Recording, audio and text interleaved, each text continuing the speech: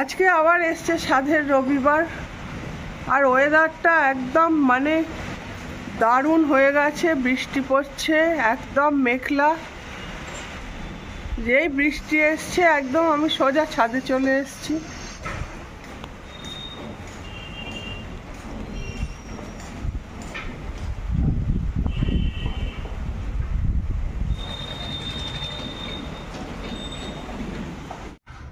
তো এখান থেকেই আমি ভিডিওটা শুরু করছি।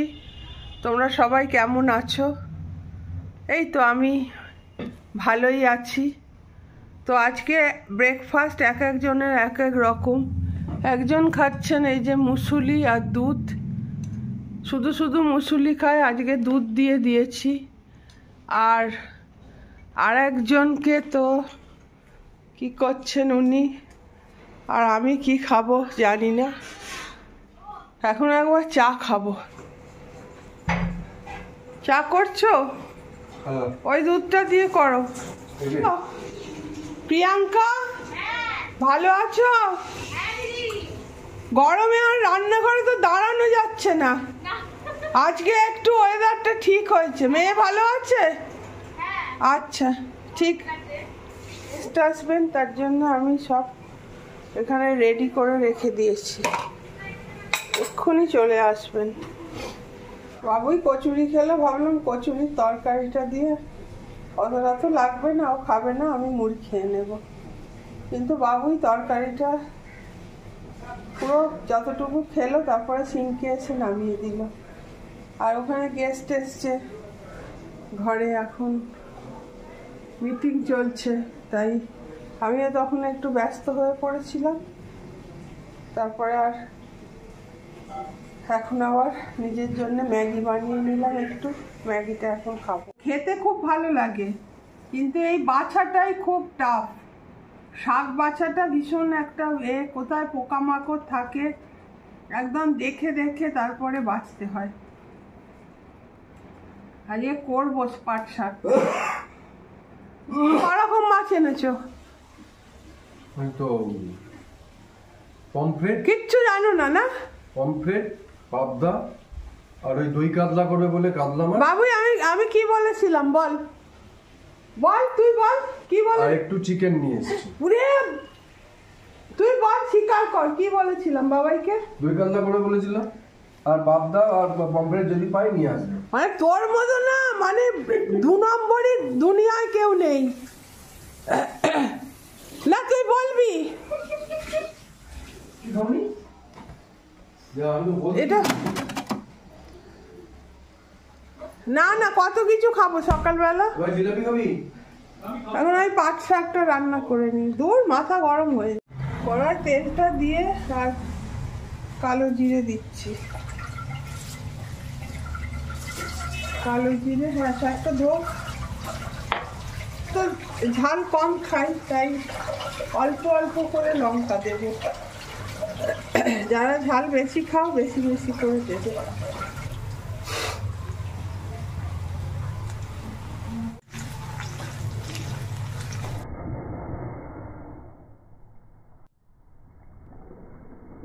ইয়ে হচ্ছিল বলো, আর হচ্ছিল না মেঘের।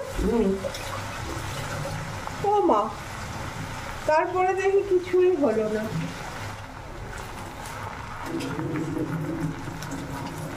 হয়ে গিয়ে বেশি হয়ে যাবে জানো। হ্যাঁ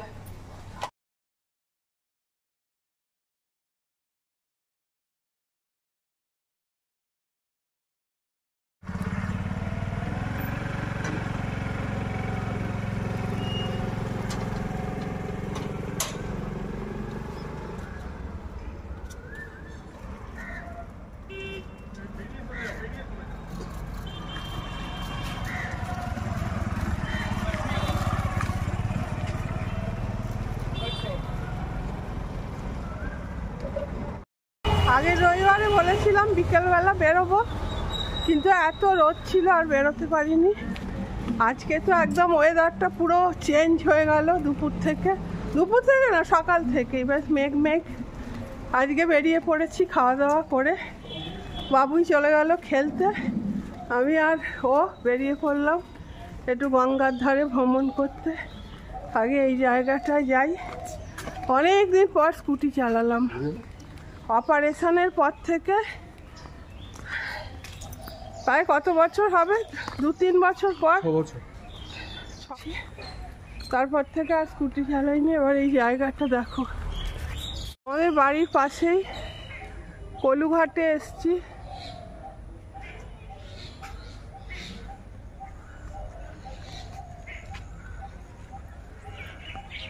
গঙ্গার ধারের জায়গাগুলো তো বেশিরভাগ পুরনোই হয়। তো এই জায়গাটা বেশ একটা পুরনো ঐতিহাসিক গন্ধ আছে। ইটগুলো দেখলে বোঝা যায় বহু পুরনো এখানকার কনস্ট্রাকশন। বেশ ভেঙে চুরেও গেছে।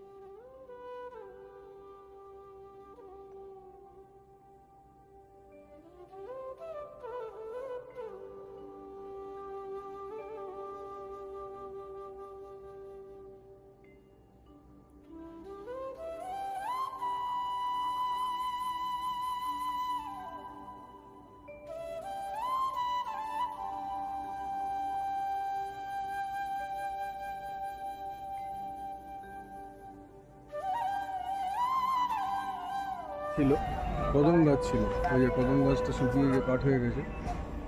ও, ওই একটা কদম গাছ ছিল, এখানে একটা কদম গাছ ছিল। এখানটা এই সোজা জায়গাটা, এখান থেকে আমি স্কুটি শিখতাম।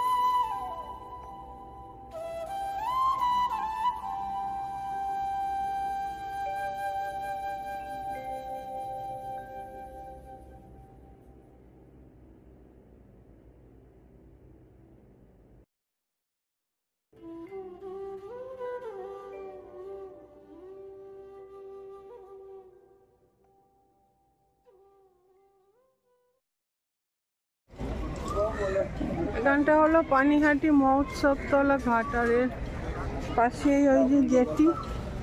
আমরা কোন্নগরে যাই। আর আমার ছাদ থেকে যে সূর্যটা দেখা যায়, সেই সূর্যটা আজকে গঙ্গার ঘাট থেকে দেখছি।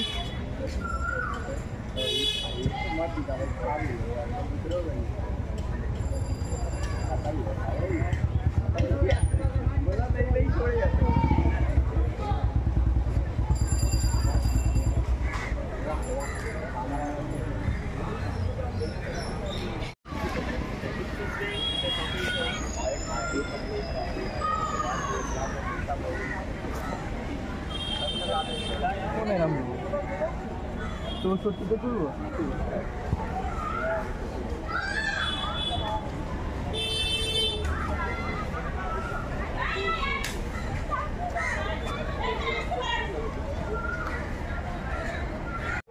আবার থাকবে গঙ্গার ঘাটে তো লোক থাকবে, তবে এখন আগের থেকে লোক অনেক বেশি বেড়ে গেছে। আজকে একটি বিশেষ দিন। আমরা জানি গত 26শে মার্চ শ্রীরামকৃষ্ণ মঠে। যাই হোক, বিকেলটা একটু ঘোরা হলো, অনেকদিন পর স্কুটিও চালালাম, মোটামুটি ভালোই কাটলো। তবে আজকে বিকেল কাটলো। তো আজকের ভিডিওটা আমি এখানেই শেষ করব। টাটা।